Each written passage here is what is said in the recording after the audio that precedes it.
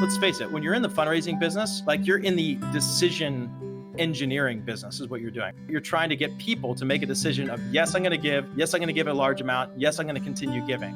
So in order to do that, you have to understand how the brain works. And what I learned is that it doesn't understand all the facts and the figures and the stats that you're throwing at it. The logical brain will rationalize the decision it wants to make. But if you really want to grip somebody and pull them into the opportunity, you have to lead with a story. It has to make them feel something. Welcome to Cause and Purpose, the show about leaders, innovators, and change agents working on the front lines to solve some of the world's greatest social challenges. I'm Mike Spear, and today's guest is the founder and CEO of NextAfter, Tim Kachuriak. If you're in the fundraising space at all and you haven't heard of NextAfter, you should definitely look them up. They're a cutting-edge fundraising research lab and consultancy that works with nonprofit organizations to help them better understand and inspire their donors to give generously. They've conducted thousands of online experiments and regularly publish the results for the entire sector to learn from. In this episode, Tim shares a bit about his past, what inspires him, and gives some very tactical advice that you can put to use with your organizations today. You grew up in Pittsburgh. Tell me what life is like as a kid. And I'm always curious as well, where people get their philanthropic instinct. Did it come from parents, or did you not have a philanthropic upbringing? Yeah. So growing up in the Burgh, Pittsburgh is a very much a hardworking blue collar town where people are as hard as like their axe handles. Yeah, I loved living there. The Steelers, the Pirates, the glory days of the Pittsburgh Penguins. So big sports town. It was like a wonderland. We would just go camping in our backyard, and it was just like this really cool thing as a kid. My mom was actually really lonely during this time. I didn't realize this at the time. My dad was traveling a ton, and I remember watching old home videos, and the one year we're opening up presents, and it's like all these things like for, kids that don't have a dad around, like the thing you throw the ball at and it like comes back and you catch it yourself kind of thing because dad's not there to play catch and stuff. And that's where I grew up.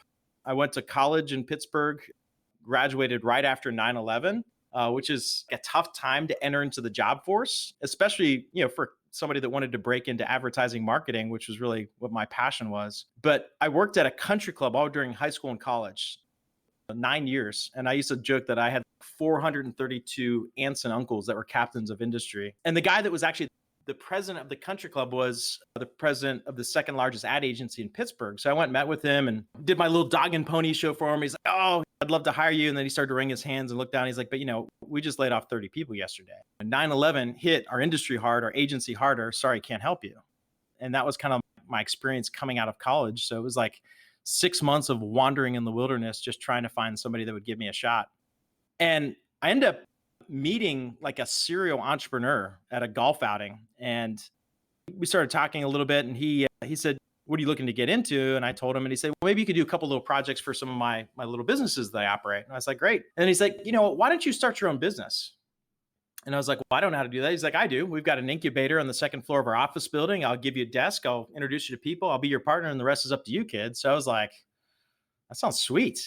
What do I got to lose? I'm living in my parents' basement at the time. I just graduated college. I've got no romantic interests.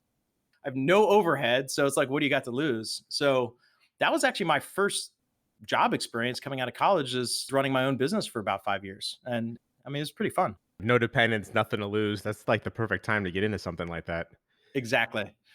I think it's an interesting experience too, because I feel like a lot of startup entrepreneurs can relate to that, as well as a lot of nonprofit people. As a startup founder, you have an idea you want to run with, you think it's going to be great, and you just go sometimes. And in the cause sector, like usually something happens to you, or you discover something you're passionate about, changing the world in a certain way, and you don't necessarily have that business background or training or acumen. So even though yours was a for-profit endeavor, what are some of the things that you learned from those crazy days? I think first and foremost, I got in touch with my deep-rooted insecurity. Here's somebody like who has never been in the workforce, and now I'm having to go make it happen every single day. So I learned a ton about business. I learned about going and getting customers and keeping them happy, and eventually built a team and had payroll and like all the things related to that, where like you don't have money in the bank on Monday and you got to make payroll on Friday. So I think it was like a really great grooming period for me personally. And this kind of like merges into like how I got into the nonprofit sector. So I did that for about 5 years and loved what I was doing. Totally just wired to do this kind of stuff. And we basically started off as just, we'll do anything that pays money, and then gravitated more towards interactive marketing and digital. And at this time, this is like when like the general market ad agencies, they didn't have in-house capabilities to do that stuff. And so they would outsource it to little boutiques like our shop. So we were hooked up with a lot of the ad agencies in Pittsburgh. Love what I was doing. Wasn't really thrilled about the clients we were working with. Not that they were bad. Like we had like a lot of legal clients and a lot of like automotive dealerships. Nothing wrong with car dealers and lawyers, but it just didn't really spin my wheels. About 5 years into it, my church was actually doing a capital campaign to build a new building. And I was like, well, I'll do all the marketing stuff for that. And it was the first time that I was doing something I felt like I was wired to do, but like for a cause I believed in. Once you get bit by that bug, it's hard to go back and make car dealership websites, right? That was the point where I was like, I think it's time to try something new. And a good friend of mine had just made a bold career move himself. He was a financial planner. He shut down his practice and he went and accepted a job as an executive vice president at a nonprofit in South Florida. So I called him up one day. I'm like, hey, man, what's going on down there? He's like, dude, you should come check this out. I think you could really help us. I just hired this new VP of ops. The guy is a legit rocket scientist, used to work for DirecTV, sending satellites into outer space. MIT guy, you'll love him. So I leave Pittsburgh. There's 6 inches of snow on the ground. I get to Fort Lauderdale. The ambient temperature is 81 degrees and step off the plane. My interview is at this place called the Aruba Beach Cafe, which is like right on A1A Avenue, right on the sand. It was just totally not a fair fight. Like all the sliding glass doors were open. The waves are crashing onto the beach. The sea breeze is blowing through my hair. And, the guy's playing the little bling, bling, bling, bling, bling. I'm just like, I'm in. So get back to Pittsburgh in the matter of 60 days. We sold our house, we sold our business, and moved from Pittsburgh to Fort Lauderdale, Florida. The crazy part is the day I got there, the head of the organization who'd been there for 35 years, who was kind of like a celebrity, like leader of the organization, had a heart attack. He was hospitalized for 9 months and then he passed away. So we went from being a $36 million a year organization to 18 in 12 months. So it was like this like death spiral that we were in. And I was hired to do like digital communications stuff. And then they're like, whatever you're doing on the internet, figure out how that stuff actually makes money because we're hemorrhaging right now. So that was like my first like violent shove into fundraising. And I didn't really like it. I didn't understand it. I had no kind of grounding. But what I discovered is that there's agencies that work with nonprofits and help them with their fundraising. And we worked with one in Dallas. And that's basically how I got to Dallas, which is a whole nother story. How did you guys get through that? In this day and age, with the COVID pandemic going on, like a lot of businesses are having that resilience challenge. What did that mean for your organization to have that huge obstacle placed in front of you? And how did you guys adapt to it? We had to figure out like how to do our work in an era without our founder, which means we had to pivot. So I actually got to be part of like the team that put together a series of like 5 key new initiatives. And we had this whole new mandate and pitched it to the board. And they were behind it. They were on board with it for about 6 months. And they're like, nah, we just want to go back to what we were doing in the past. And so like, that was kind of like the writing on the wall for me that it was time to move on. Did you have to make staffing cuts? Yes. The first 6 months I was there, it was like, it seemed like every Friday we were having people that were leaving and were shutting down different aspects of the organization. It was tough. It was really, really tough. How'd you guys get through that? What were some of the tools that you used to adapt in the face of a really difficult time like that? I was just really looking ahead. There's a time for like mourning and being sad over like losing colleagues and things, but you have to figure out what's next after, right? So like what's going to happen next. And for me, I would always just focus on, all right, what are we going to do tomorrow to try to overcome this challenge? I imagine that led to a lot of tough conversations with donors and board members and folks like that. How did they respond when you started having those tougher conversations? Yeah, I mean, at one point, like when we were in our like death spiral, we did something that was kind of radical. So we had a fully staffed like call center, and we had to lay off the entire call center. So we had each person in the company, from like the CEO down to the person that cleans the floors, did like a 4-hour shift in the call center every single week. And what we were doing is just calling and thanking donors. And it was awesome. I mean, it was really cool because just being able to be on the other side of that and talk to some of the people that were supporting us and just thank them for their support and letting them know what's going on. And 2 things happened. I think number one, it was the first month that we actually like got in the black. And the second thing that happened is that it rejuvenated the staff. Like every single person was like so much more fired up about their work. And so to me, that was like a great lesson of everybody's in the customer service business. Everyone's is in the donor fundraising business inside of a nonprofit organization. And it's not something to be taken for granted. These are your partners and you got to treat them as such. Yeah. No, absolutely. The folks who are not in marketing and fundraising, they got on the phone also with folks? Yeah, everybody. Yeah. Awesome. It's amazing, as a donor, that's a phenomenal experience to have someone, a leader at an organization or someone who's not soliciting your gift, Mhm. reach out like that. It's cool to hear the other side where there's intrinsic value for those people as well to reconnect with their supporter base. Yeah. What was it that turned you around on fundraising? The agency we work with is a company called KMA Direct Communications based in Dallas. And the head of that organization, he helped me understand how what you're doing in fundraising is connecting people to opportunities to invest in something that they care deeply about. So it's almost like you're kind of like an impact investment banker, right? Where you get to basically connect people to causes that they're deeply passionate about. And then all of a sudden it became very appealing to me. And I said, well, that sounds really cool. Tell me more. And so he said, well, why don't you come to Dallas? I was like, I don't know what your prospects are here. He's like, we've been doing direct mail for 30 years and we're trying to move into this brave new digital world. Maybe you can help us start a digital fundraising division. So I did. And that's how I got to Dallas. I sort of have the same philosophy, and I used to have a lot of trouble just personally making asks like that. And I think a lot of development directors and development managers have a little bit of stress and struggle around this. I always think of it as, you sort of said it, but it's an opportunity. You're giving someone an opportunity to invest or be a part of something they see as deeply personal for them. It's investing in a change they want to see in the world.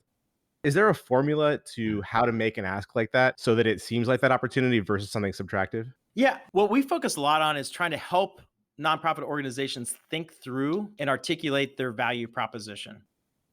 If you go and ask a nonprofit, hey, what do you do? Like they can go on for days and days and they'll talk all about what they do. But if you ask them a very simple yet profound question, which is if I'm the ideal donor for your organization, why should I give to you rather than some other organization or not at all? They freeze and oftentimes they can't answer. And by the way, like this is systemic inside of our sector because we did a study a few years back called the Why Should I Give to You study, a nonprofit value proposition index study where we asked 127 different organizations across multiple different verticals. We asked them that question 4 different ways. So we called them on the phone, went to the 1-800 number, called the number. Hey, thinking to give a gift. Why you rather than someone else? Not at all. And then we listened and we transcribed their value proposition. We contacted them via email, filled out the contact us form. Same thing. We messaged them direct message on Facebook. And then we also looked at their donation page to see how they answered that question. What we found is that nonprofits aren't great at answering that question. Oftentimes what we find is they speak with forked tongue, right? So they might say one thing in one channel and something else in a completely different channel. And so it's this simple fundamental question that everybody should be prepared to answer. And yet oftentimes we don't have a good answer for that. Now we're really going down a rabbit hole here. I mean, what you're talking about basically is brand. The strength of a brand, the brand identity is how you know if you should invest in organization A or organization B that are doing ostensibly the same cause related work. That's right. And based on some of our testing and research, we found that there's 4 key dimensions to an effective value proposition. The first one is appeal. It has to be something that people like, something that they want. It has to be a change that a mass amount of people want to see made in the world. So that's appeal. That's number one. Number two, it has to have exclusivity. If something you're doing is really appealing, but there's 800 organizations doing the same thing, the number of organizations is diluting the potency of your value proposition, right? So it has to be exclusive and unique. It has to be credible. I've got to believe it. I've got to believe that you are the one to be able to make this change happen. And then finally, it has to be communicated clearly. So clarity is the last piece of that. And we've tested really focusing on optimizing each of those different dimensions of value proposition. We find that when you can get all those things working together, it's pretty powerful. I know from watching some of your videos and from speaking to you previously, and I'm sure that the audience can tell already, you're a very gifted storyteller. How did you fall in love with storytelling? What was it about that medium, the ability to craft the narrative that you just became passionate about? I think it's because it's it is the most effective way to get a message across. And I think it's the more and more that I've studied just really how our brains work and actually how we process information and ultimately how we make decisions. Because let's face it, when you're in the fundraising business, you're in the decision engineering business is what you're doing. You're trying to get people to make a decision of, yes, I'm going to give. Yes, I'm going to give a large amount. Yes, I'm going to continue giving.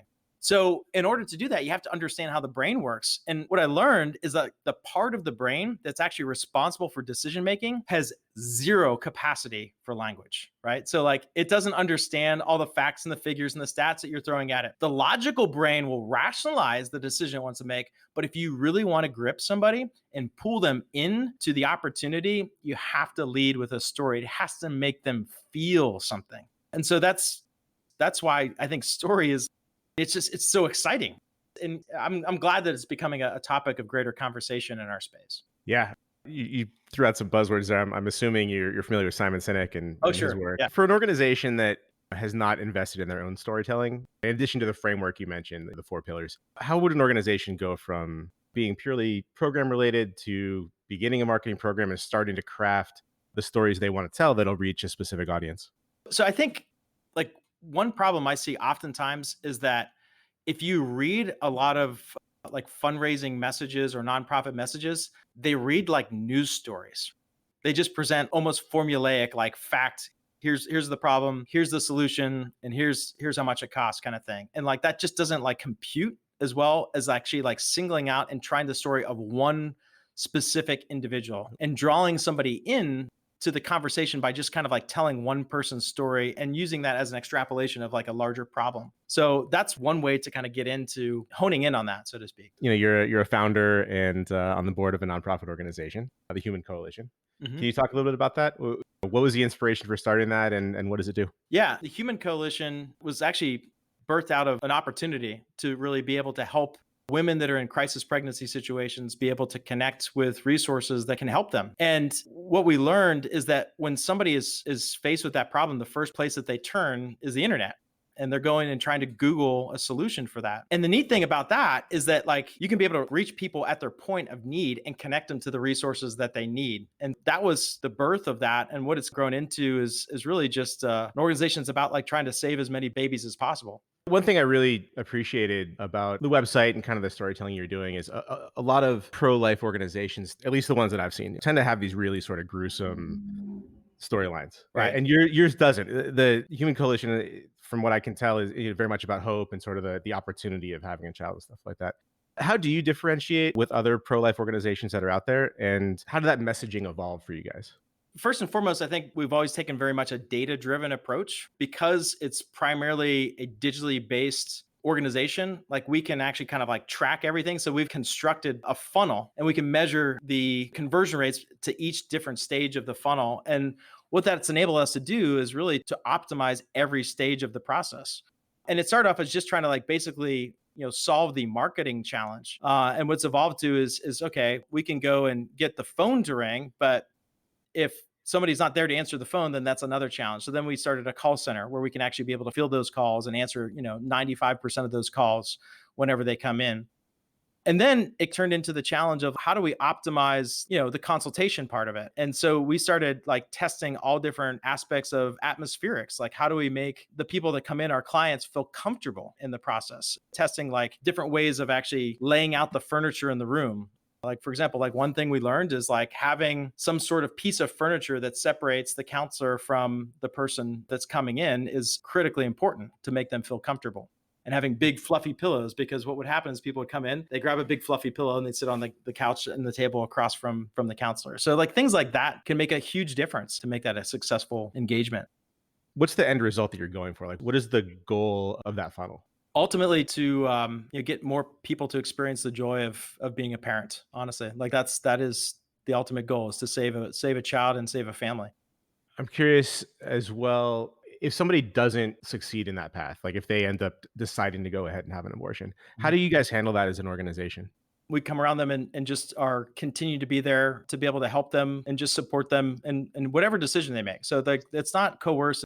What we've learned as we've collected more data and we've had at this point like tens of thousands of conversations with women. Oftentimes they're in a situation where they're being coerced and forced into making a decision they don't really want to make. And part of what we provide is a support system and a continuum of care so that regardless of whatever the outcome is, they're able to receive that care and be comforted.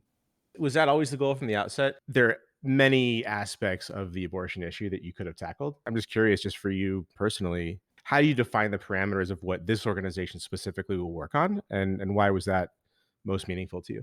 I think it's really just about like meeting the person at the point of need. Like that's the thing is if you realize that the people that are most in need of your services are not like flipping through the yellow pages or driving by looking at billboards, which is how most of the people in the pro-life movement have advertised in years, but they're actually searching online, like then you need to be there. So like, for us, it was really about solving like the marketing issue related to that. And what are some of the successes that have come out of it? Like, what's a story that you look at, from people that have gone through the program that make it worthwhile for you? It's the smiling little baby faces that when people are able to connect with their child, and I don't even know how to describe it. It's awesome. So we've talked a little bit about NextAfter already. I'm curious, give us the elevator pitch for what NextAfter is, and give us a little bit of the inspiration behind it, why it was something that you became passionate about, wanted to get involved in growing. Sure. Yeah. So NextAfter is really three things. So we're a fundraising research lab, we're a consultancy, and we're a training institute. And like each of those three pillars supports what I think is our unique value proposition. Starting with the research, we do two kinds of research. So we do like forensic research and applied research. On the forensic side, we're analyzing large amounts of data across the sector. And what we're looking for in the data is patterns that lead to opportunities to really unlock greater digital fundraising performance. The challenge we've run into is that the kind of data that we're most interested in analyzing either doesn't exist or is not readily accessible. Because what we're most interested in is trying to experience the charity, the nonprofit from the donor's point of view. So to get that perspective, we found the best way is really just to become donors ourselves. And so what we do is about 4 or 5 times a year, we'll launch one of these major mystery donor studies where we'll go and subscribe to hundreds of different organizations. We'll monitor everything that they send us. We'll analyze it. We'll wait for them to ask us to give a financial gift. And when they do, we respond by giving an online donation as small as $20, as large as $5,000. And then we continue to monitor like how those organizations engage with us once we've crossed from being a casual visitor to subscriber to donor. And Mike, it's fascinating work. What's always so interesting is how wildly varying the communication experience is from organization to organization. And when we do one of these studies, oftentimes I'll have two organizations that are similar in terms of their size, their scope, their area of focus, and yet they have two radically different communication practices. So when we see that, we say, okay, if organization A is doing one thing and organization B is doing something else, how do we know what works best? So we take a lot of the insights that we glean from the mystery donor work and we use it to power the applied research we do, where we're basically using the web as not just a channel, but as a platform to run rigorous scientific experiments so that we can understand what works and what doesn't work. So it becomes a laboratory in essence. And I think to date, we've documented over 2,500 different experiments across, everything from Facebook ads to email campaigns to landing pages to individual little, micro elements inside of each of those different things.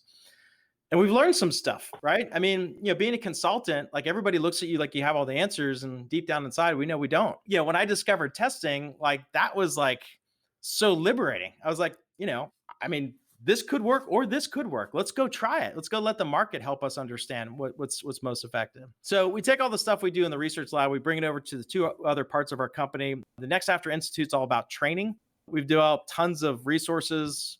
Most of them are free. So like we do ebooks and templates and guides and webinars and all that kind of stuff. In the last couple of years, we've developed 8 different certification courses in everything from like email fundraising optimization, landing page optimization, turning Facebook likes into donors, copywriting for nonprofits. And that's really about trying to equip more nonprofit fundraisers to be more effective in digital fundraising. I think the reason why digital marketing and fundraising like sucks so bad is because the barriers to entry are so low. Like anybody could just go like blast out an email or post something on Facebook. And so that's led to the proliferation of really crappy digital marketing. So that's what we're trying to undo with the Institute. And then the final piece is our consultancy. And we work with about, I think 32, 33, large nonprofit organizations across North America primarily. And basically what we do for them is try to engineer what we've found from our research and, from our testing that delivers consistently better results. I'm curious. I want to make sure I actually phrase this in the right way. There are best practices out there. There's a lot of stuff people can read. about how to craft an email, how to put together a website, things like that. And I'm sure a lot of that's been validated by the studies you've done, and I'm sure you've uncovered some new things as well. What's what are a couple of insights that are not industry best practice at this stage that you've uncovered through the research that you think organizations ought to pay attention to? I'll give you like, one quick example. So one of the macro findings from our research is going to sound simple, but it is actually quite profound. People give to people. They don't give to email machines. They don't give to websites. They don't give to direct mail campaigns. They give to people. And so the more that we can actually humanize our communication, the more effective it'll be. So what do I mean by that? So if you look at most nonprofit email solicitations or appeals, they've got lots of HTML and graphics and images and big clickable buttons. If you read the copy, it sounds like it's written from a professional copywriter because it in fact is. And the problem is when a potential donor sees that in their inbox, all they see is somebody trying to market to them. And the problem is people don't want to be marketed to, they want to be communicated with. So one test that we've run with dozens of organizations, we've done it in different countries, we've done it in different languages, is scraping away all the marketing veneer, getting rid of the images, getting rid of the graphics, getting rid of the buttons, writing a plain text email, and even rewriting the copy so it sounds like it's from one human to another human. 300, 400% increase in donations when you take that approach. So like it's things like that of like just simply humanizing communication. I'll give you another example. On donation pages, if you look at most nonprofit donation pages, they have very little copy. And the reason why is they want it to be clean. By the time somebody clicked the donate button, they're ready to give. So I just want to get out of their way. I want to reduce friction. That's not true because less than 25% of people that hit that donate button actually complete the transaction.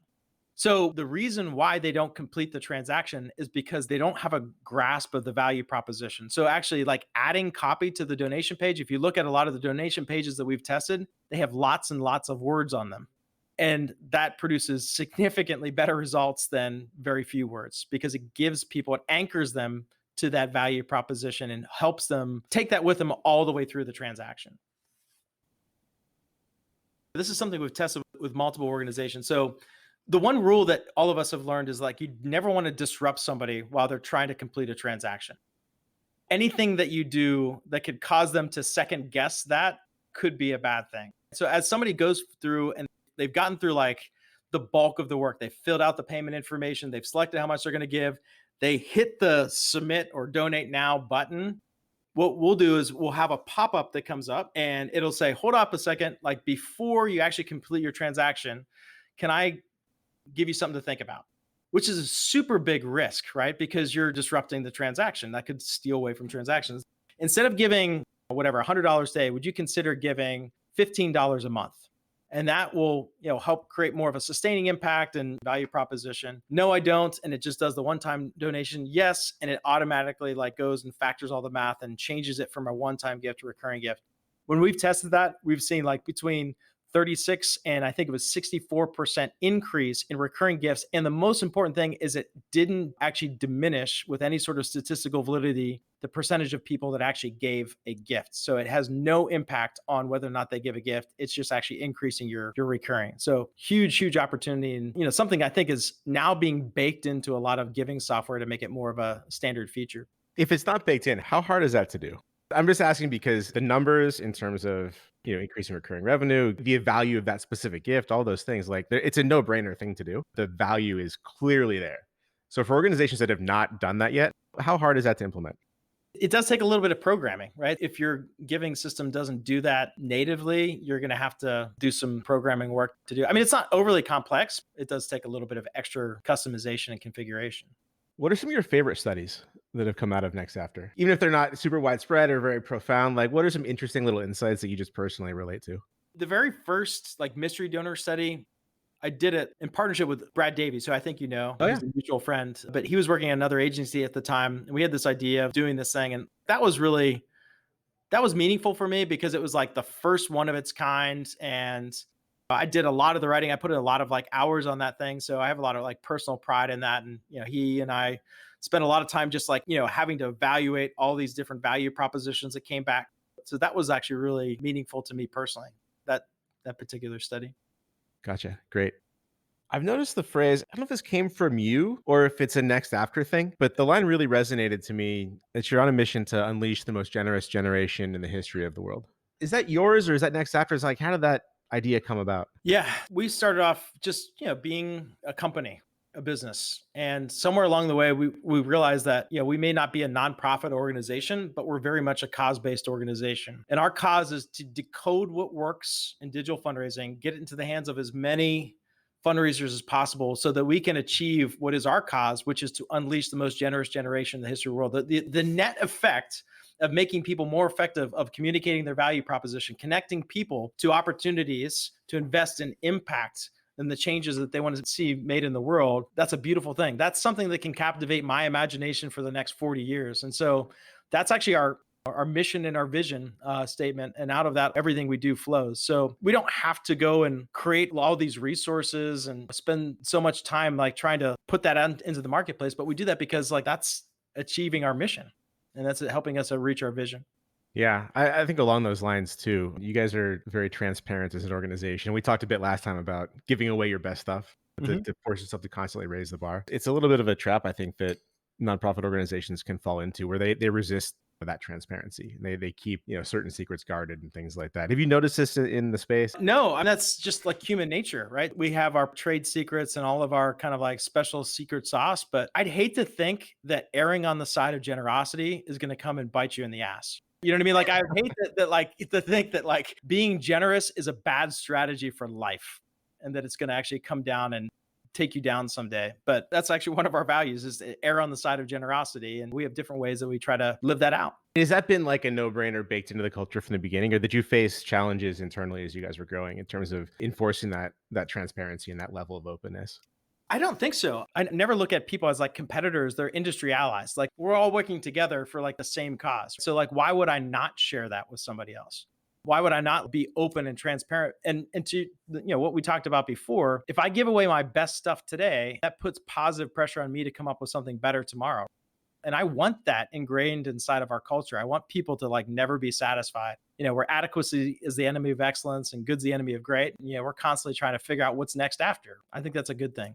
Are there ways or times in the evolution of Next After where you guys have struggled with something or had some interesting successes and you've looked back and been like, it's that raising the bar thing that got us through? Yeah, all the time. All the time, for What sure. I did, mean, like, we put on this big conference every year. It gets more and more expensive. It's more and more outlandish, like the pageantry. I mean, I think like 2 years ago, we turned the Ellie Calkins Opera House in downtown Denver into a circus tent and like literally put on a legit like circus performance with acrobats and stuff flipping around on stage. So, I mean, that to me, that's the fun part of trying to figure out like how to make it bigger and better. so getting back to the Next After work, what are the biggest pitfalls you just see in the space that you just on a visceral level just want to sort of correct? I think first and foremost, we have to change our vernacular. We use the words like blast. I'm going to go email blast and I'm going to, hit my targets. And we have to realize that the people on the other side of the screen or table or, envelope or whatever, like they're living, breathing, complex human beings. And we need to treat them as such. Donors aren't stupid. They're not going to like give a donation just because you tell them to, right? You have to give them again that compelling reason or the value proposition for doing so. We have to change the way that we think about our supporters. Anything else come to mind, or is that the biggest pain point for you? I think the other thing is taking big risks. One of the things that we did, we partnered with Dan Pallotta and we put his like bold training inside of our institute. And I got to interview him during our virtual summit, I guess it was this year. And he encourages people, he's like, look, we need to think bigger and bolder about our organizations and stop settling for the glass ceilings that, we have over our heads, right? And we need to blast through. I think that that's something that is just so encouraging and exciting and just like thinking about like how can we push past, what the standard is and come up with a new standard. I think that works on so many levels. You mentioned Dan's content. Like, I think that TED Talk he gave was 15 years old at this point. Like the idea Right. of shifting away from the overhead comment. Some people are paying attention to it. Some people really took that to heart. But I feel like it's still an ongoing struggle. If it's things on that level where it's making a philosophical, cultural shift in your organization, taking a big risk, or even as simple as changing your donation flow to include a call to action to do recurring instead. How does somebody who is seeing a challenge at their organization, wants to make a change they feel like there's going to be resistance to, how do they have that conversation? How do they justify to the stakeholders you need to get past, that it's worth investing in this new thing? See, that's where I think like testing is so valuable. What we like to say is like we'll go in like optimizing somebody's donation experience and we end up leaving optimizing the culture of the organization. Because like what testing does enables you to mitigate risk and to try something new and to be able to prove it with data. And what we say is look, every single test begets learnings, which opens up new opportunities for breakthroughs down the road. That's my encouragement is start testing more. Start trying to be able to take smaller risks and then those will lead to greater opportunities to make some more fundamental shifts in how you approach your work. I think that's a great point. Is taking smaller risks and seeing some basic successes will also help to breed trust with the people that you need to convince. Exactly.